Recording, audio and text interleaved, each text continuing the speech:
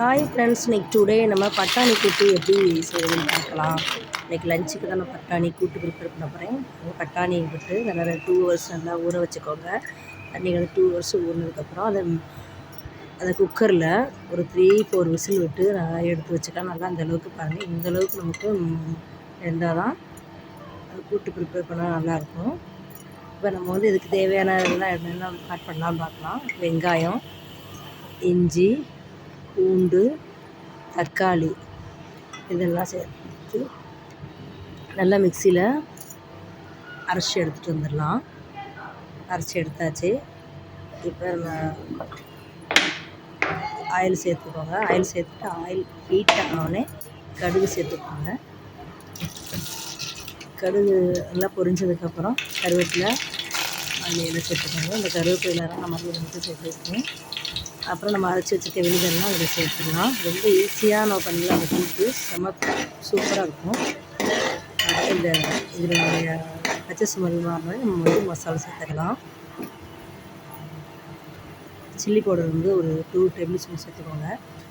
அப்புறம் கரம் மசாலா வந்து ஒரு டேபிள் ஸ்பூன் சேர்த்துக்கோங்க. நெக்ஸ்ட்டு வந்து டர்மரிக் பவுடர் வந்து ஒரு 1/4 டேபிள் ஸ்பூன் சேர்த்துக்கோங்க. நெக்ஸ்ட்டு தனியா வந்து ஒரு டேபிள் ஸ்பூன் சேர்த்துக்கோங்க.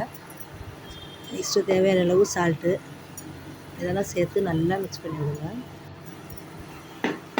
நல்லா இது வந்து மிக்ஸ் ஆகணும். நல்லா மிக்ஸ் ஆகி நல்லா ஆயிலாக பிரிஞ்சு வந்ததுக்கப்புறம் நம்ம வேக வச்சுருக்க பட்டாணி தண்ணி இருக்கு இல்லையா, அதை வந்து நம்ம கொஞ்சம் தேவையான சேர்த்து அதை நல்லா கொதி வந்ததுக்கப்புறம் வேக வச்ச பட்டாணியை சேர்த்து நல்லா ஒரு 5 நிமிஷம் சிம்லேயே வச்சு நல்லா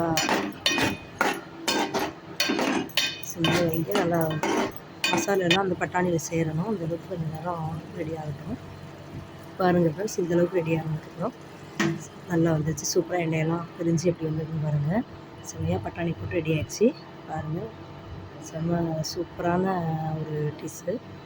இது நம்ம சப்பாத்திக்கு செம்ம சூப்பராக இருக்கும். பாருங்கள், சப்பாத்தி அடிச்சிருக்கேன். இந்த சப்பாத்திக்கு இந்த பட்டாணி கூட்டு செம்ம சூப்பராக இருக்கும். நீங்கள் குழந்தைங்களுக்கு வச்சு கொடுங்க. கண்டிப்பாக ரொம்ப அருமையாக இருக்குது. இது வந்து நம்ம சாம்பார் சாதம், ரச சாதம் எல்லாத்துக்குமே சூப்பராக இருக்கும். சப்பாத்திக்கு செம்ம அருமையாக இருக்கும். நீங்களும் கண்டிப்பாக ட்ரை பண்ணி பாருங்கள். இந்த வீடியோ பிடிச்சிருந்தா லைக் பண்ணுங்கள். ஓகே ஃப்ரெண்ட்ஸ், நம்ம நெக்ஸ்ட் வீடியோவில் பார்க்கலாம். தேங்க்ஸ் ஃபார் வாட்சிங். பாய் பாய்.